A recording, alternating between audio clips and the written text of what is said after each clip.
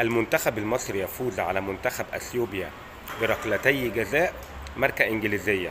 محمد صلاح وعمر مرموش. اي نعم ضيعنا 8 كيلو اجوان، بس مش مشكلة، اهم حاجة التلاتة بونت والوصول للنقطة 19 واحتلال المركز الاول في المجموعة بفارق الخمس نقاط عن اقرب منافس لينا، وهو المنافس المباشر بوركينا فاسو، اللي الماتش الجاي هنلعب مع بعض في وجدوجو. المنتخب قدم مباراة جيدة.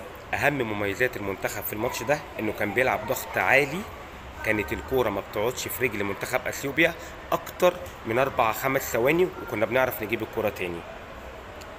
أهم حاجة وأحلى حاجة في الماتش ده هما الثلاث نقط اللي مخلينا في المركز الأول.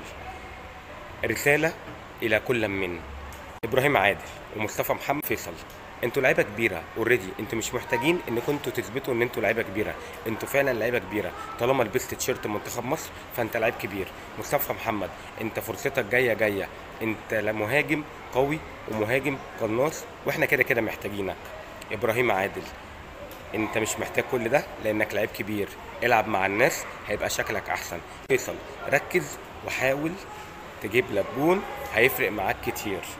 تريزيجيه احنا مش عارفين هنعمل معاك ايه تاني، انت شد حيلك، ربنا يكرم وماتش بوركينا ومكسبه يكون عن طريقك وعن طريق كل الرجاله ان شاء الله.